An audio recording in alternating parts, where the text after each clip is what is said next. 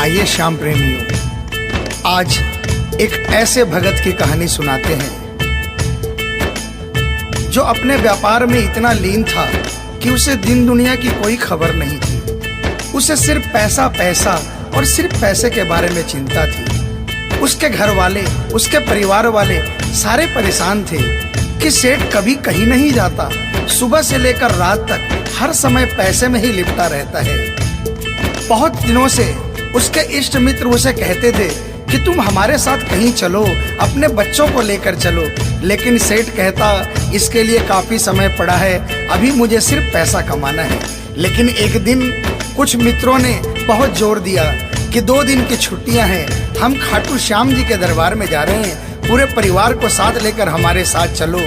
और सेठ उनको ये बात मना नहीं कर पाया और बिना मन के वो उन परिवार वालों और इष्ट मित्रों के साथ खाटू के लिए रवाना हो गया। रास्ते भर वो अपने व्यापार की बातें करता रहा। उसे खाटू जाने की जरा भी इच्छा नहीं थी। लेकिन जब खाटू पहुंचा और बाबा श्याम के मंदिर में पहुंचा और जब बाबा से नजरें मिली, उसके होश उड़ गए। सेठ के परिवार वाले सारे दर्शन करके बाहर आ गए। वो सिर्फ 1 मिनट के लिए मंदिर में आया, लेकिन घंटों तक बाबा के दरबार में खड़ा रह गया। उसको होश नहीं रहा और वो बाबा की तरफ देखकर आंखें बंद करके आंसुओं की धार बहती रही और वो बाबा से मन ही मन बातें करता रहा। जब परिवार वालों ने उसे कहा कि अब चलना है, तो सेठ ने बाबा से कहा, प्रभु मुझे अब हर महीने 11 को अपने दरबार में बुलाओ। और ये कह करके वो बाबा के दरबार से वापस अपने घर को आ गया। 15 दिन बाद 11 आई। सेठ बहुत से लोगों को लेकर अपने साथ बाबा के दरबार में गया। ऐसे हर 11 को वो खाटू जाने लगे। लेकिन एक दिन जैसे ही वो सुबह 11 को घर से निकलने लगा, मुनीम ने कहा, सेठ जी कहाँ जा रहे हो? सेठ ने कहा, अरे मुनीम तुझे पता नहीं, आज 11 है, मुझे खाटू धाम जाना है। मुनीम ने कहा, सेठ जी आपको पता नहीं, आज बाहर के कुछ व्यापारी आने वाले हैं, लाखों का सौदा होने वाला है और वो व्यापारी आज रात को वापस इंडिया के बाहर चले जाएंगे। आपके पास तो मौका है, आप 11 की जगह मावस को खाटू चले जाना।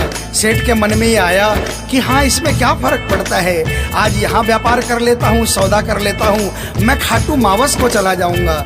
और सेठ उस दिन खाटू नहीं जा पाया। 11 निकल गई, मावस आई, मावस को फिर कोई व्यापारी आ गया, उसके बाद फिर पूर्णिमा आई, फिर कोई व्यापारी आ गया और इसी तरह सेठ व्यापार में फिर उलझ गया। एक दिन रात को सेठ सोया तो उसके नींदों में उसे ऐसा आभास हुआ कि उसे कोई आवाज आ रही है और उसने बड़े ध्यान से सुना। उसे लगा खाटू वाले श्याम बाबा उसे कह रहे हैं, वाह रे सेठ, मैंने तो सोचा था कि मेरे दरबार में कोई बहुत बड़ा भूला भटका भगत आया है, लेकिन मुझे क्या पता था कि कोई भगत नहीं, एक सौदागर आया है और मुझसे सौदा करके चला गया। आज तू अपने घर में अपने व्यापार में खूब खुश है, तू वहीं पर खुश रहे। और ऐसा कहकर वो आवाज बंद हो गई। सेठ की आंखें खुली, उसके मन में ग्लानि हो गई। उसने सोचा कि मैं आज ही खाटू धाम जाऊंगा और वो जैसे ही खाटू के लिए निकला, रास्ते में एक्सीडेंट हो गया। सेठ की दोनों टांगे रह गई। अब सेठ अपने पैरों पर खड़ा नहीं हो पाया और उसके मन की मन में ही रह गई। सेठ बहुत तड़पता रहा। एक दिन सेठ अपने घर के दरवाजे पर बैठा, आंसू बहा रहा कि मेरा बुलावा क्यों नहीं आ रहा, मैंने इतनी बड़ी गलती करी, मुझे बाबा के दरबार से इतनी दूरी क्यों हो गई। इतने में उसके घर के सामने से एक डाकिया निकला। सेठ ने डाकिया को आवाज लगाई और कहा, ए डाकिया, तुम तो कलकत्ता, दिल्ली, बम्बई भक्तों का संदेशा लेकर जाते हो, लोगों के चिट्ठियां पहुंचाते हो। आज मेरी एक चिट्ठी, मेरा एक संदेशा मेरे खाटू वाले श्याम बाबा के दरबार में क्या पहुंचा दोगे? डाकिया ने कहा, सेठ मैं तो आजकल खाली रहता हूँ। जब से इंटरनेट का जमाना आया है, लोग ईमेल पर ही चैटिंग कर लेते हैं। बताओ तुम्हारा क्या संदेशा है और कहाँ पहुँचाना है? और ऐसे डाकिया ने सेठ से कहा और सेठ ने डाकिया से कहा।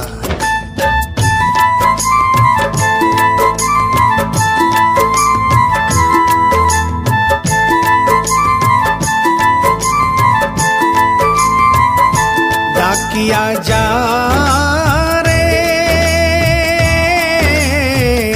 श्याम ने संदेशो दीजे, श्याम ने जाए तो कह दीजे, भगत थार दर्शन न तरसे।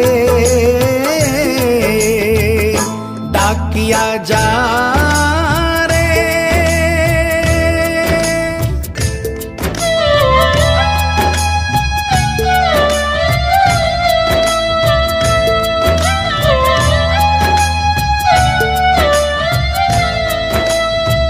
डाकिया ने कहा, सेठ आपका संदेशा तो मैं पहुंचा दूंगा, लेकिन मुझे ये तो बताओ कि आपका संदेशा पहुंचाना क्या है, जहां मुझे संदेशा पहुंचाना है वहां का ठिकाना क्या है। और डाकिया ने कहा,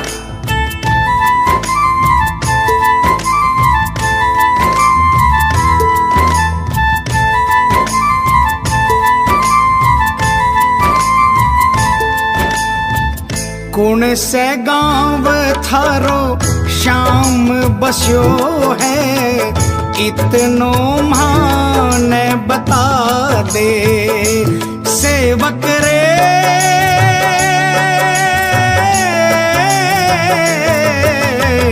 घर तेरे पास है कोई निशानी, माने तू दिखला दे।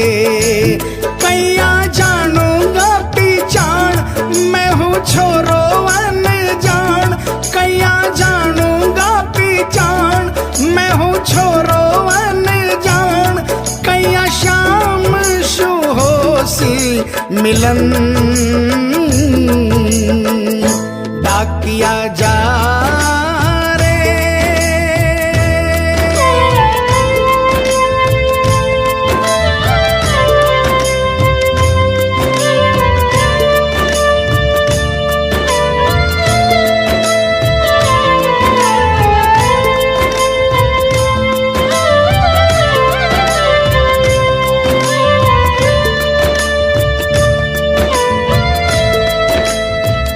सेठ ने कहा, डाकिया मैं तुझे जिस जगह का ठिकाना बता रहा हूँ वहाँ ऐसा दरबार है जहाँ जो एक बार जाता है वो वहीं का हो जाता है।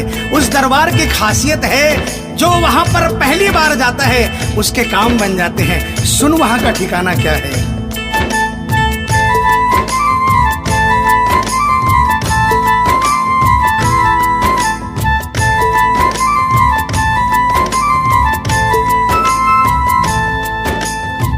खाटू में है श्याम जी को मंदिर, शिखर ध्वजा लहरावे। डाकिया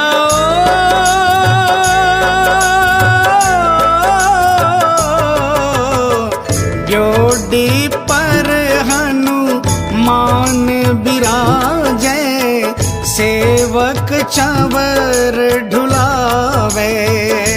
बाके नौबत बाजे द्वार, गूंजे हरदम जय जयकार। बाके नौबत बाजे द्वार, गूंजे हरदम जय जयकार। सज धज बैठो है श्याम सजन, डाकिया जा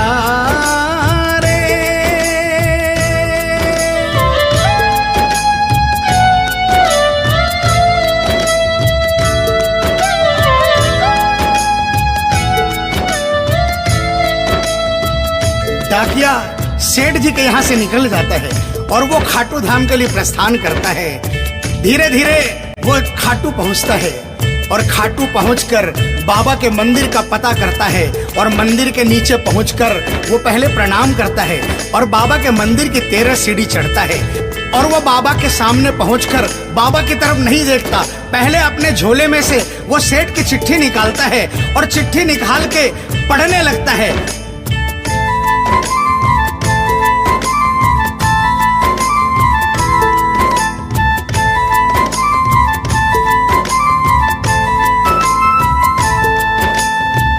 पहुँच गयो दरबार श्याम के, बोलन लाग्यो संदेशो। बाबा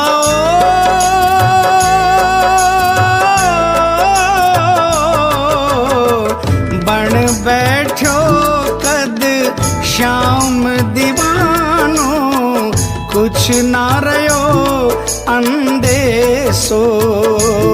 आखड़ ल्यासू बरसी धार, जैया सावन की फुहार।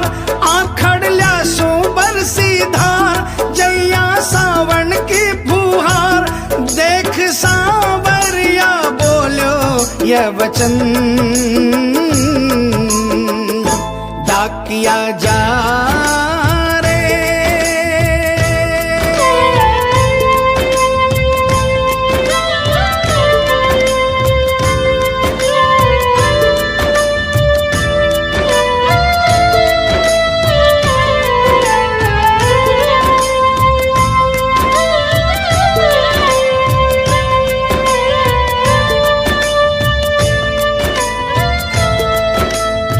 जो ही डाकिया ने सांवरे सेठ की तरफ देखा, उसके होश उड़ गए, उसकी आंखें बंद हो गई, आंखों से आंसुओं की अविरल धारा बहने लगी। उसको ऐसा महसूस हुआ सपने में जैसे कि कोई श्याम प्रभु सिंहासन से उतर कर आ गए। उससे अपने गले से लगा लिया और डाकिया से कहा, कैसे हो डाकिया? डाकिया प्रभु के चरणों में गिर गया, कहा, प्रभु आज मैं धन्य हो गया, इतने वर्षों तक आपके दरबार नहीं पहुंचा, आज सेठ जी के कारण मैं आपके दरबार में पहुंच गया। अब मुझ पर इतनी कृपा कर दो, मुझे अपनी शरण में रख लो। लेकिन बाबा ने कहा, नहीं बेटा, मैं तुझे अपनी शरण में रखूंगा, लेकिन अभी तुझे मेरा एक छोटा सा काम करना है। जिस सेठ ने तुझे ये संदेशा देकर भेजा है, अगर उसके पास मेरा जवाब नहीं गया तो वहां जीते जी मर जाएगा। तू मेरा एक छोटा सा काम कर दे, वापसी संदेशा तू उस सेठ को जाकर दे दे। और बाबा ने कहा,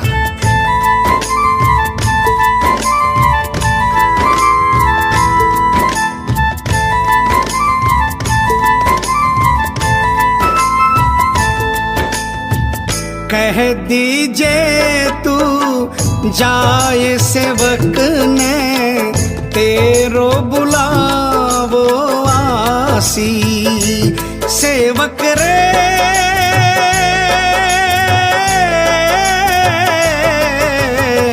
सबकी आस पुराऊं तो तू कैया रह पासी। तेरी सारी जानू बात पूरी करशू मन की आस, तेरी सारी जानू बात पूरी करशू मन की आस। पर बढ़ा मेरे कानी कदम डाकिया जा रे। संदेशो सेवक ने दीजे, सेवकिया राह तेरी निरखे। संदेशो सेवक ने दीजे, सेवकिया राह तेरी निरखे। सेवक संदेश ने तरसे डाकिया जा रे।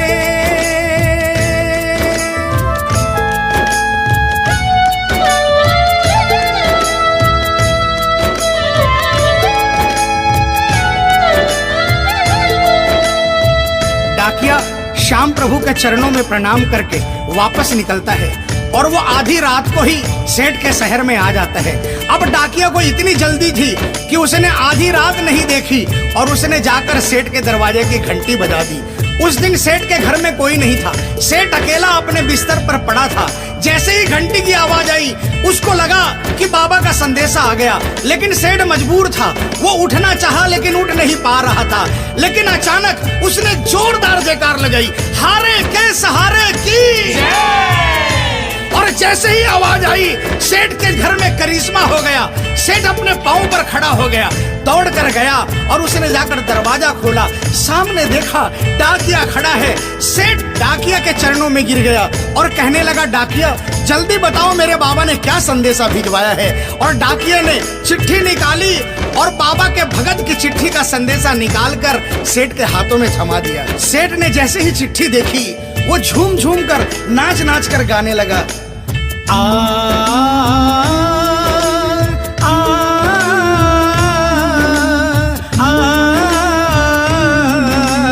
आ, आ, चिट्ठी आई है, चिट्ठी आई है, चिट्ठी आई है, चिट्ठी आई है, चिट्ठी आई है, खाटू से चिट्ठी आई है। बड़े दिनों के बाद मेरे श्याम धनी को आज, अरे बड़े दिनों के बाद मेरे श्याम धनी को आज भगत की याद सताई है। चिट्ठी आई है, चिट्ठी आई है, ओ चिट्ठी आई है, चिट्ठी आई है। सेठ ने वो चिट्ठी वापस डाकिया को थमा दी और कहा, डाकिया आप तो स्वयं बाबा से मिलकर आए हो, इसलिए बाबा का संदेशा अपने मुखारबिंद से मुझे सुनाओ।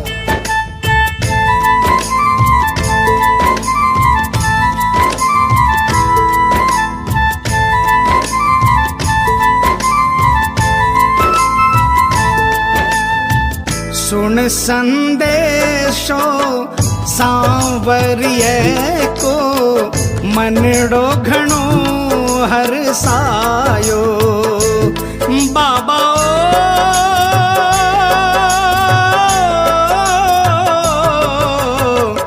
बंध गया पाँव में घूघरिया सा, मन को मोरियो गायो।